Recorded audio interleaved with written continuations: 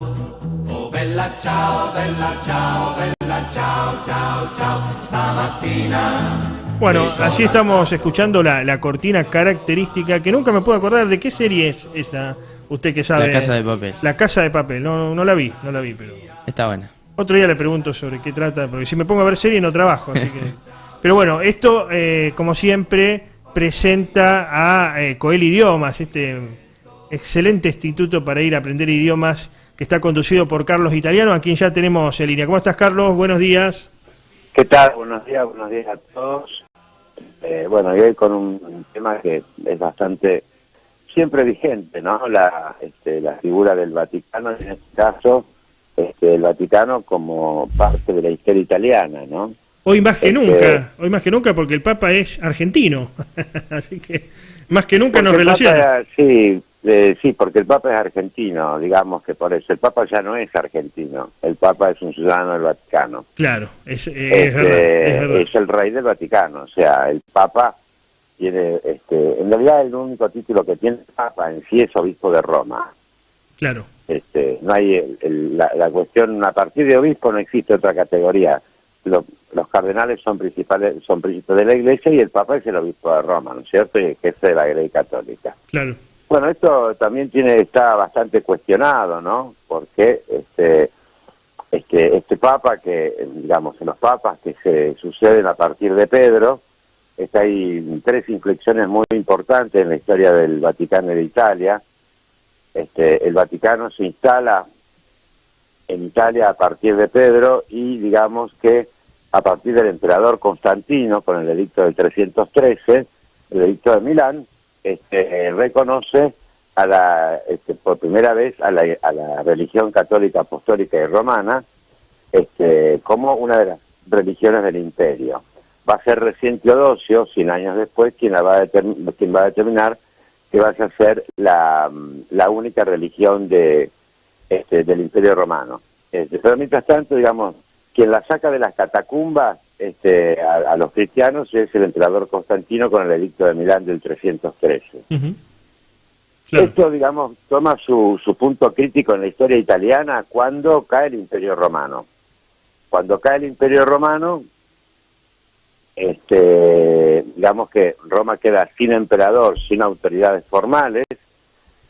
Bueno, es el Papa quien toma las riendas de alguna forma de la territorialidad italiana y su gobierno. Claro. Pero bueno, a través de un documento falso, ¿no es cierto? Es decir, este documento falso que fue denunciado por Lorenzo Valla, es un humanista del siglo XV, ¿no es cierto?, entre el principio a mediados del siglo XV, que determina la falsedad del documento, en la cual se llama la Declamations Constantinae sería, ¿no es cierto?, en el cual, según este testamento, Constantino le legaba al pontífice, al pontífice el Estado Vaticano, o sea, todas las provincias italianas. El Lorenzo Valla, que era un humanista, y en el humanismo se revén, digamos, todos los documentos del clasicismo, de la edad clásica, llega a determinar que el documento es falso. ¿Por qué? O sea, esta cesión de Constantino a los papas es falsa. ¿Por qué? Porque no correspondía el latín de la época, fue un error muy grosero, no correspondía el latín de la época en el cual fue suscrito el documento con el latín en el que estaba escrito. Es decir, yo puedo escribir como un hombre de 1810, pero nunca voy a poder escribir en un castellano del 2050. Uh-huh. Bueno, ese era el error tan grosero que había cometido el pontificado al autoconcederse el Estado Pontificio.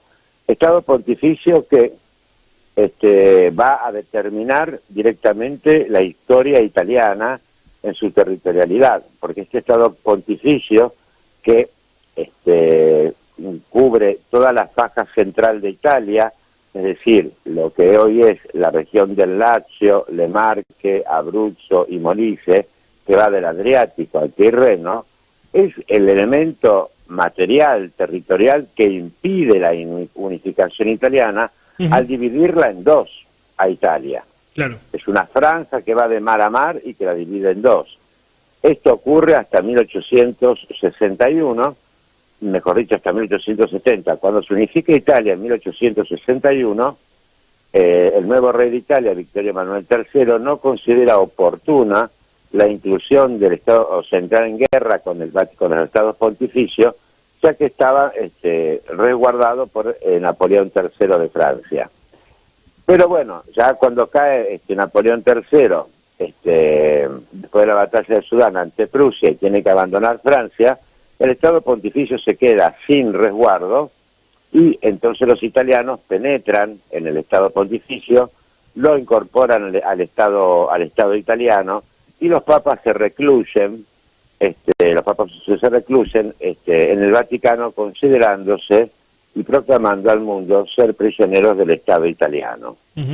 Esto ponía en jaque realmente a una Grey católica mayoritaria, realmente es mayoritaria como tenía Italia, porque el Papa consideraba que o se seguía al gobierno italiano, al nuevo gobierno italiano, o se seguía al Papa, porque el Papa era prisionero de un gobierno político.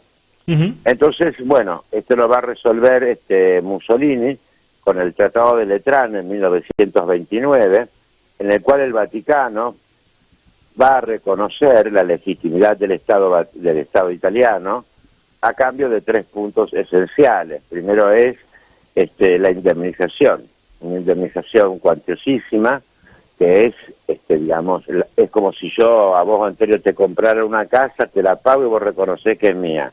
Así pagó Mussolini, claro, palmo a palmo las tierras del Estado Vaticano, de todas esas regiones. Sí, Mussolini, después, que originalmente era ateo, ¿no? Porque el fascismo original es ateo, claro, pero después termina... comunista, claro, la cuna fascista es comunista. Sí. Pero bueno, fue una medida totalmente demagógica, porque con eso, de alguna forma, el duce reconducía a los italianos a la gracia de Dios.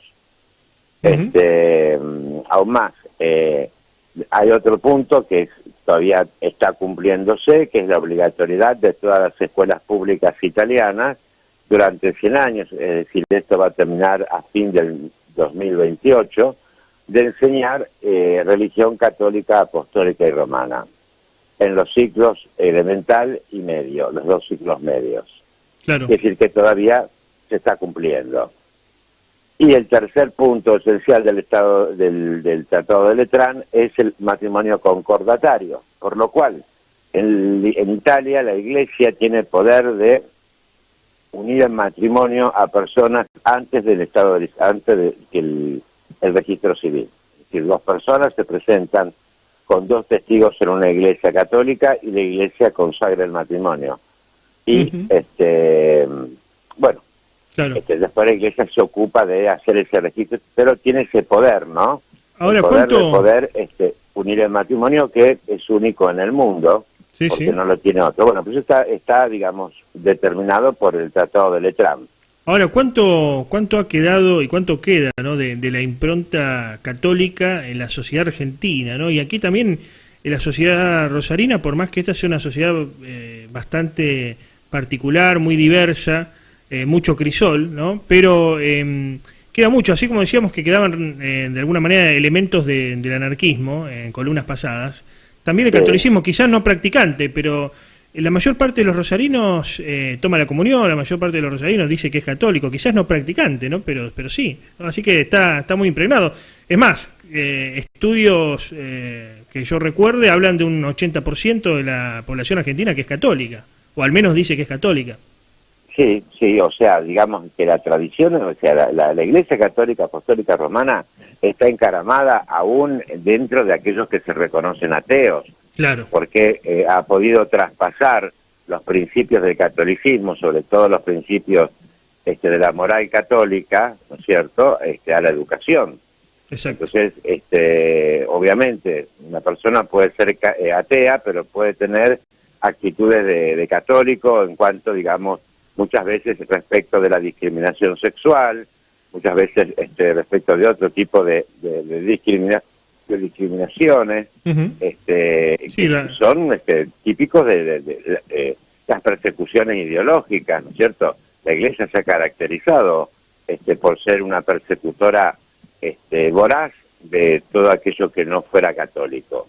Entonces, eso permanece porque está en la sociedad occidental se formó a partir de la Iglesia Católica, y la Iglesia Católica se forma a partir del Imperio Romano, porque la estructura de la Iglesia Católica en sí misma es una copia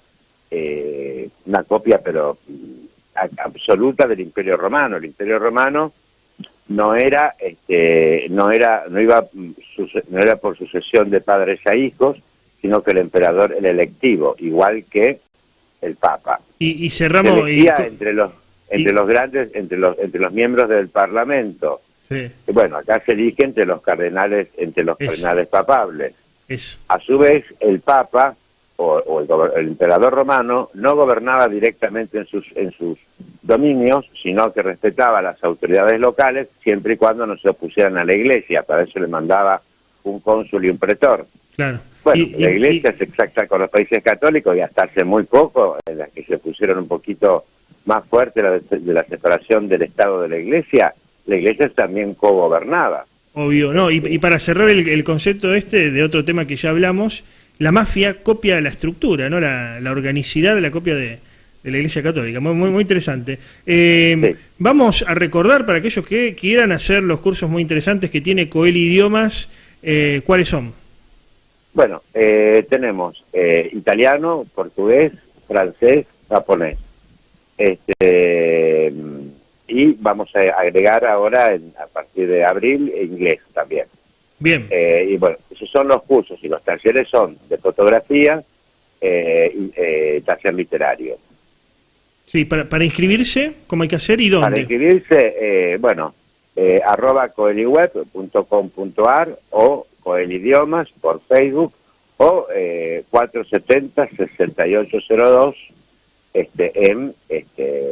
por teléfono cualquier día de lunes a viernes de 9 a 12:30 y de 17 a 20 horas. Perfecto. O concurrir directamente a Maipú 7, en ese horario, Maipú 778, segundo piso 11. Muchas gracias como siempre, Carlos. A Un abrazo.